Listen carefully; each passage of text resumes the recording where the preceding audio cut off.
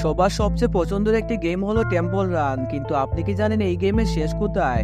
এবং কানের ময়লা পরিষ্কার করার জন্য অনেকে কটন বাড ব্যবহার করে থাকেন, কিন্তু এর কথা কি আপনি জানেন? এবং কেন ভাত খাওয়ার পরপরই পানি খাওয়া ঠিক নয় বলে মনে করেন বিশেষজ্ঞরা, তা কি আপনি জানেন? সো ভিডিওটিতে এরকম আরো কয়েকটি অ্যামেজিং ফ্যাক্ট শেয়ার করব। সো ভিডিওটিতে প্রথম থেকে একটি লাইক দিয়ে ভিডিওটি কন্টিনিউ করতে থাকুন। এই প্রযুক্তির যুগে এক অনন্য নাম হলো হেডফোন, যা ছাড়া আজকালকে ছেলে মেয়েদের চলেই না। কিন্তু মজার ব্যাপার হলো তারা অনেকেই জানে না হেডফোন কানে দেওয়া সঠিক নিয়ম।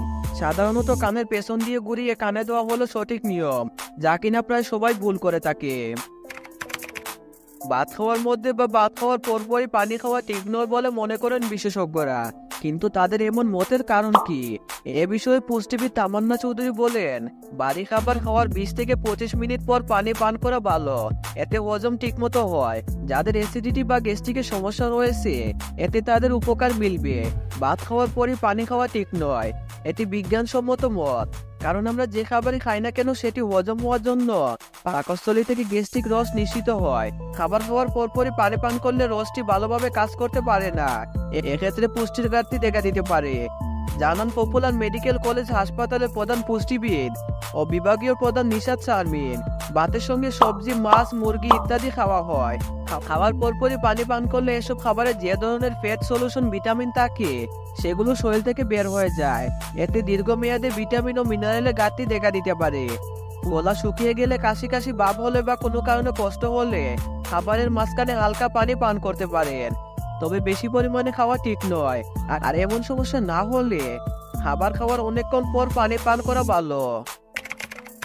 কান চুলকালে বা কানের ময়লা পরিষ্কার করার জন্য অনেকে কটন বাড ব্যবহার করে থাকেন।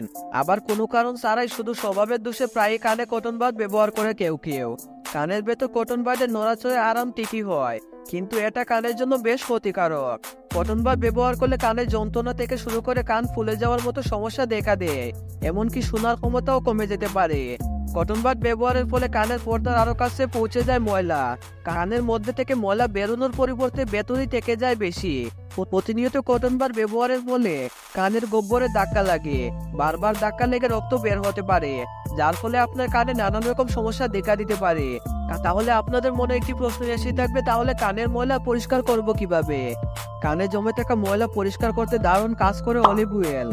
কানের ভিতর 3 ফোঁটা অলিভ অয়েল ঢেলে দিয়ে কিছুক্ষণ কাত হয়ে শুয়ে থাকুন। পরপর 3 দিন এইরকম করুন। কানের ভিতরে শক্ত হয়ে জমাট বেঁধে থাকা ময়লাগুলো দূর হবে সহজে। আর অলিভ অয়েল থেকে কানে সংক্রমণ ছড়ানোর কোনো আশঙ্কা নেই। তাই আপনারা কানের ময়লা পরিষ্কার করার জন্য অলিভ অয়েল ব্যবহার করতে পারেন। টেম্পল রান একটি অবিরাম চলমান ক্রিয়াতিক 3D গেম এবং যা ইমানগি স্টুডিওস কর্তৃপক্ষ তৈরি।